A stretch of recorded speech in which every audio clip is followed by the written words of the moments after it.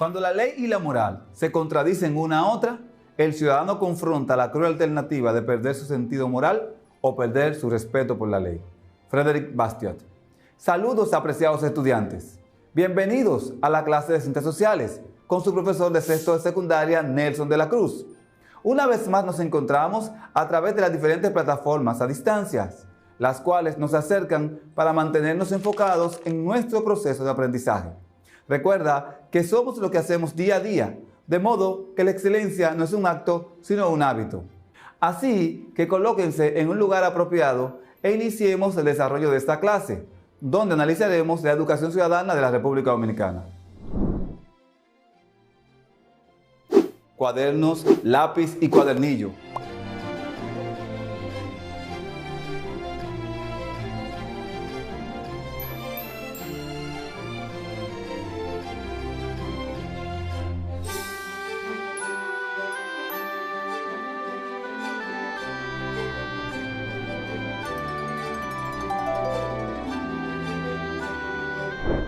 Muy bien, empecemos. El Estado de Derecho democrático se refiere a un Estado que respeta las garantías fundamentales de las personas que se encuentran dentro de su marco jurídico, el cual también se aplica a quienes están a cargo de sus diferentes poderes. El Estado de Derecho democrático debe ocuparse de garantizar el cumplimiento de los derechos y obligaciones fundamentales de todos quienes lo componen y la sociedad a la cual se deben, considerando los principios democráticos internacionales. Este tiene como base la Declaración Universal de los Derechos del Hombre, nacida durante la Revolución Francesa en el año 1789, considerada como una carta fundamental incluida en las constituciones modernas de países democráticos. En un Estado de Derecho democrático, todos, sin importar su sexo, raza, religión o condición social, son considerados iguales. Siendo el Estado el encargado de asegurar que se respete esos principios básicos, un Estado de Derecho es en el cual se siguen las leyes escritas, ya sea en su Constitución o códigos individuales, pero no necesariamente se respetan los derechos de las personas ni se les trata por igual. Así, una dictadura que se legitima al manipular leyes no cumple la definición de Estado de Derecho democrático. Además de asegurar las libertades civiles y derechos de los ciudadanos mediante protección legal, debe existir una separación de poderes que evite que un poder, por ejemplo el Ejecutivo, pueda incidir o controlar a otro, como sería el judicial o el legislativo. Otra característica importante es que en un Estado de Derecho democrático se asegura el debido proceso ante el sistema judicial para todos los ciudadanos, incluyendo juicios justos e igualdad ante la ley. Para que un Estado de Derecho sea considerado un Estado de Derecho democrático, deben cumplirse la separación de poderes y autonomía entre ellos, regulaciones para elección y duración de autoridades en su cargo. Los poderes son una institución y no personas individuales, y la promoción y resguardo de los derechos y libertades civiles de sus ciudadanos. El Estado de Derecho democrático garantiza el respeto por los derechos humanos. Desde su constitución y mediante el seguimiento de las leyes, los gobiernos se encargan de defender esos derechos fundamentales, garantizando libertad e igualdad. La cultura de paz consiste en promover una serie de valores, actitudes y comportamientos que rechazan la violencia y previenen los conflictos. Tratan de solucionar los problemas mediante el diálogo y la negociación de la obligación entre las personas y las naciones, teniendo en cuenta un punto muy importante, que son los derechos, respetándolos e incluyéndolos en esos tratados.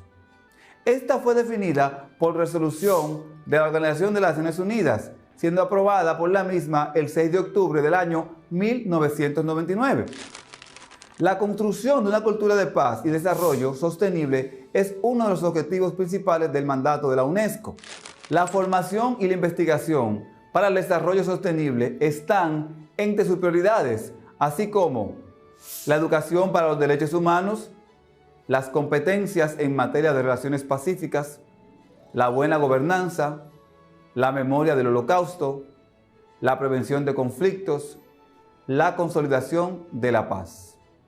El Tribunal Constitucional Dominicano, en su libro Constitución Dominicana y sus reformas 1844 al año 2015, presenta que después de firmada la Constitución Dominicana el 6 de noviembre del año 1844, ha sufrido la Constitución 38 modificaciones. En el siguiente cuadro te presentamos los años en los cuales fue modificada la Constitución Dominicana.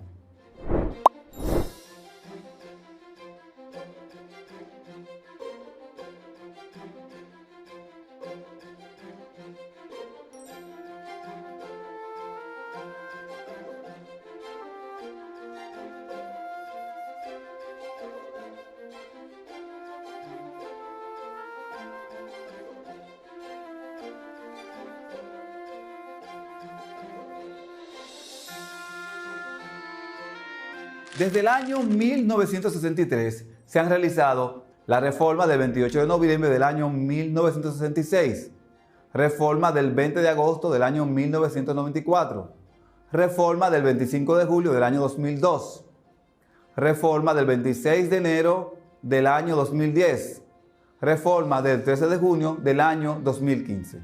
El término sociedad civil, como concepto de la ciencia social, designa a la diversidad de personas que, con categoría de ciudadanos y generalmente de manera colectiva, actúan para tomar decisiones en el ámbito público que conciernen a todo individuo situado fuera de las estructuras gubernamentales, de los partidos políticos, las empresas o poderes económicos y las instituciones religiosas. La sociedad civil se concibe como el espacio de vida social organizada que es voluntariamente autogenerada, independiente, autónoma del Estado y limitada por un orden legal o juego de reglas compartidas. Involucra a ciudadanas y ciudadanos actuando colectivamente en una esfera pública para expresar sus intereses, pasiones e ideas y para intercambiar información alcanzando objetivos comunes. Entre estos se encuentran defensores y defensoras de derechos humanos, familiares de víctimas, organizaciones de derechos humanos, organizaciones de desarrollo, organizaciones de base comunitaria, organizaciones con base en la fe, coaliciones o redes de organizaciones, sindicatos y gremios, movimientos sociales, instituciones que promueven los derechos humanos, profesionales que trabajan por el respeto y disfrute de los derechos humanos. Se conoce como soberanía nacional al tipo de soberanía caracterizado por otorgar el poder de un determinado territorio a sus ciudadanos, los cuales lo aplican mediante delegación en órganos de representación.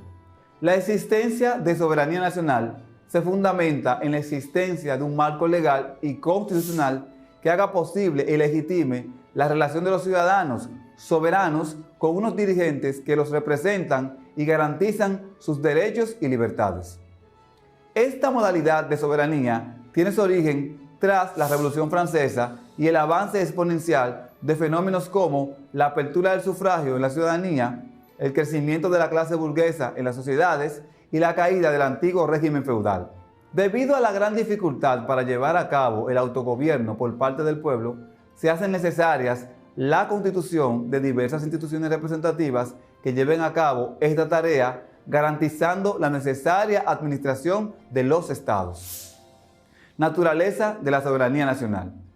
La soberanía nacional enfoca su objetivo a la nación como agrupación de unos ciudadanos en un país, una especie de ente con derechos y libertades que comparten membresía en esta unidad.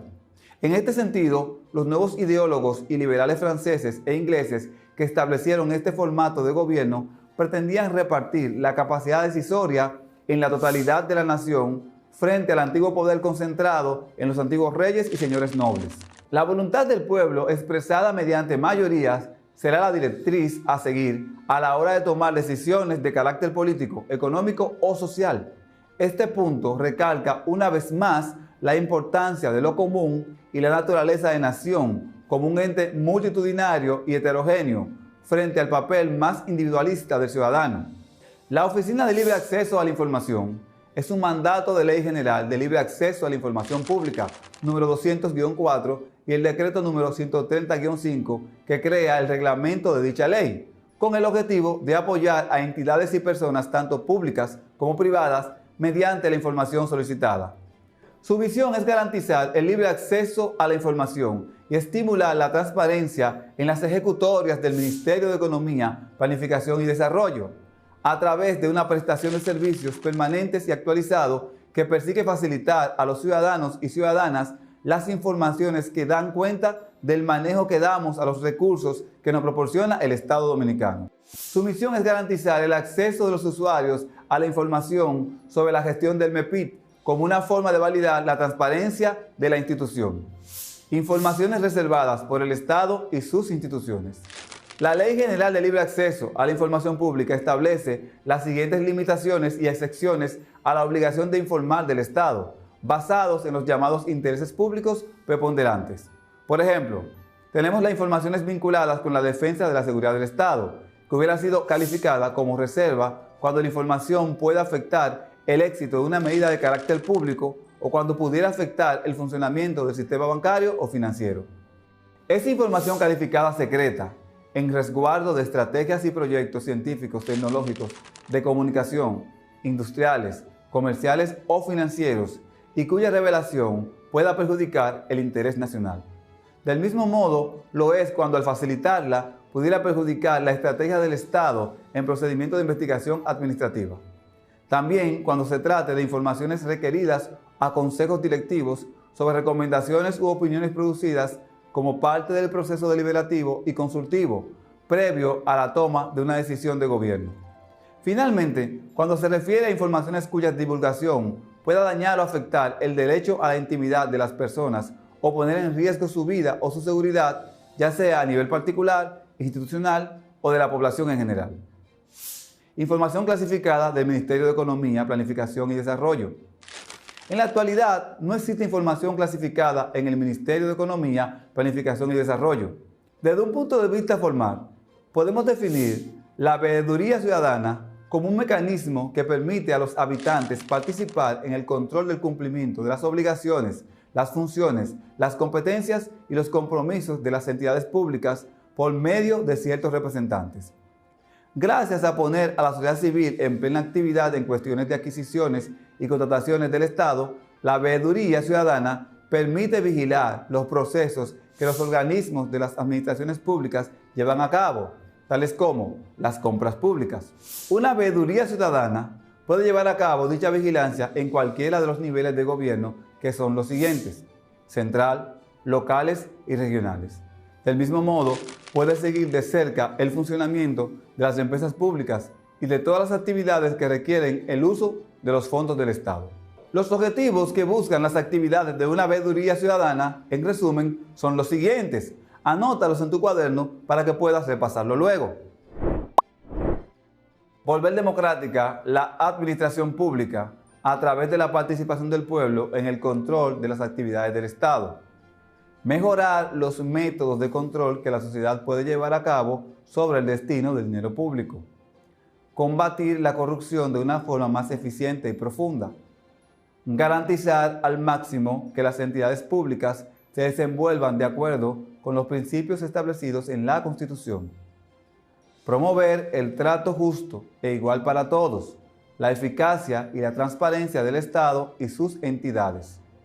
Recordar constantemente al pueblo que el gobierno debería basarse en prácticas sanas de participación e inclusión.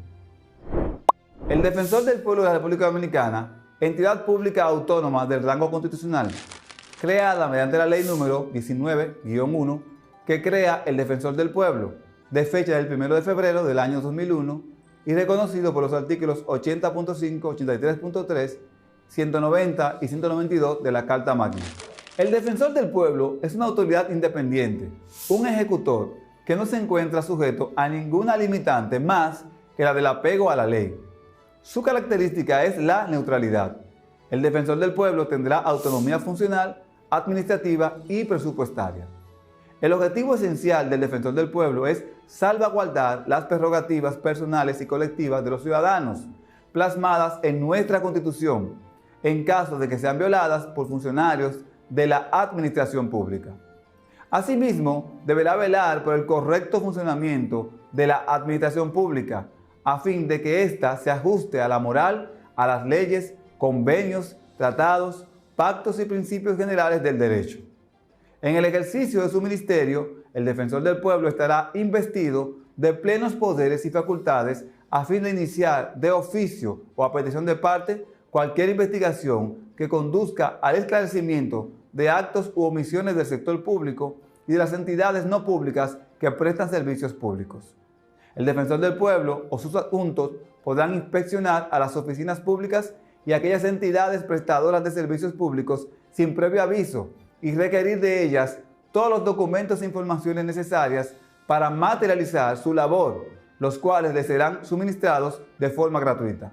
El Instituto Nacional de Protección de los Derechos del Consumidor, Proconsumidor, es el organismo estatal creado mediante la Ley General de Protección de los Derechos del Consumidor o Usuario con el objetivo de establecer y reglamentar las políticas, normas y procedimientos necesarios para la protección efectiva de los derechos de los consumidores en la República Dominicana. Las ONG son organizaciones no gubernamentales. Se trata de entidades de iniciativa social y fines humanitarios que son independientes de las administraciones públicas y que no tienen afán lucrativo. Estas instituciones tienen un amplio espectro de ayuda tanto a nivel local como internacional. Cuando surge un desastre en el mundo es cuando se empieza a mover conciencias sobre las necesidades y falta de acceso a servicios básicos que tienen miles de personas. A veces se necesita ver de cerca una catástrofe para hacerse una idea del estado en que quedan muchas familias. El hambre, la falta de un hogar digno y el no tener oportunidades para salir de una situación de pobreza extrema puede parecernos algo lejano aquí, pero son situaciones que se dan a diario en muchos lugares del mundo. Bien, ahora hablemos sobre cómo funcionan las ONG. Cada organización tiene una estructura distinta y funciona de diferentes maneras. Están las ONG que se mueven como voluntariado exclusivamente. Hay otras que recurren al contrato de profesionales y especialistas para llevar a cabo su trabajo en los lugares en que van a ofrecer su ayuda. En la mayoría de los casos, sin embargo, se da un modelo mixto, en la que cada persona, profesional o voluntaria, tiene su papel bien definido e igual de importante. Comprender esto es un paso muy importante para entender el funcionamiento de estas organizaciones. En el caso del trabajo en cooperación internacional, es posible que una organización cuente con sede u oficina en el mismo territorio donde se solicita la ayuda de los más desfavorecidos. En otros casos, una ONG se introduce en un nuevo territorio, necesitando así desplazarse y hacerse de un material con el que previamente no cuenta. ONG son las siglas de Organización No Gubernamental. Esto es una organización privada sin fines expresos de lucro que no se encuentra involucrada en ningún nivel con las instituciones del Estado. Es decir, se trata de organizaciones intermedias entre las empresas privadas y las instituciones públicas, por lo general conformadas a cargo de ciudadanos comunes con una misión y una visión afín. ONG es la sigla de Organización No Gubernamental, que trata de entidades de iniciativa social y fines humanitarios, que son independientes de la administración pública y que no tienen afán lucrativo. Una ONG puede tener diversas formas jurídicas: asociación, fundación, cooperativa, etc. Es importante resaltar que nunca buscan obtener ganancias de tipo económico, sino que son entidades de la sociedad civil que se basan en el voluntariado y que intentan mejorar algún aspecto de la comunidad. Por lo general, las ONG obtienen su financiamiento de diversas fuentes: gobiernos nacionales o extranjeros, empresas privadas, otras ONG, voluntarios, etc., sin comprometer idealmente sus objetivos y sus métodos al control o a la fiscalización de los intereses de ningún grupo o poder, sosteniéndose así como entidades independientes en el concierto de las fuerzas públicas y privadas. Esto no quiere decir, claro está, que las ONG se encuentren por encima del marco legal o jurídico de la nación en que actúen. Las ONG pueden ser agrupaciones de diversas naturalezas que persiguen objetivos también diversos, oscilando entre la ecología, el combate contra la pobreza, la denuncia del totalitarismo, la educación sexual, la liberación femenina, entre otros. Se estima que en los Estados Unidos nada más operan al día más de 1,5 millones de ONG, y en países del tercer mundo como India, dicha cifra puede aumentar a 2 millones o más. A pesar de su diversidad, las ONG suelen tener en común su carácter autónomo, despreocupado por la ganancia financiera, lo cual les permite perseguir objetivos a muy largo plazo y en muy diversos ámbitos de acción. Las ONG pueden clasificarse en base a dos criterios distintos. ONG según el nivel de orientación. De acuerdo a sus cometidos, pueden hablarse de ONG caritativas, dedicadas al desarrollo de actividades de beneficencia, en especial para los sectores pobres o desprovistos, contando con poca participación de parte de los beneficiados. ONG de orientación al servicio. Centran sus esfuerzos en la atención indiscriminada en sectores como salud, la educación, la planificación familiar, entre otros. Usualmente implican donaciones, servicios itinerantes, entre otros. ONG de orientación participativa. Ofrece proyectos de autoayuda que involucran a la población beneficiaria, a quienes se brinda una guía especializada para conducir sus esfuerzos hacia el éxito y el aprendizaje participativo. ONG, orientación al empoderamiento. Brindan asistencia educativa y psicológica a diversos sectores desfavorecidos u oprimidos de la sociedad para otorgarles las herramientas existenciales, emocionales o psicológicas para la superación o el emprendimiento. ONG según su ámbito de operación. De acuerdo a su capacidad de acción, puede hablarse de ONG basados en la comunidad, usualmente producto de las propias iniciativas y demandas de la población. Actúan en pequeños ámbitos y persiguen el mejoramiento de sectores reducidos de la sociedad. ONG a nivel ciudad. Usualmente operan como cámaras de comercio o de industria, organizaciones de intercambio cultural, de fraternidad étnica o religiosa. ONG nacionales. Organizaciones de acción a lo largo y ancho del país con presencia importante dentro de las instituciones de la nación. ONG internacionales, con presencia en diversos países o incluso regiones continentales, con coordinación internacional, reuniones a gran escala. Las ONG pueden tener funciones y misiones realmente disímiles entre sí, ya que nacen para luchar por un cometido puntual y específico. Sin embargo, a grandes rasgos se las considera instituciones dirigidas a la acción social, solidaria o político independiente, ocupando un lugar intermedio entre los intereses privados y las políticas públicas. Esto significa que pueden enfrentar más directamente ciertas problemáticas difíciles o inconvenientes de asumir del Estado, con una mayor cuota de libertades. Esto último, sin embargo, ha jugado en su contra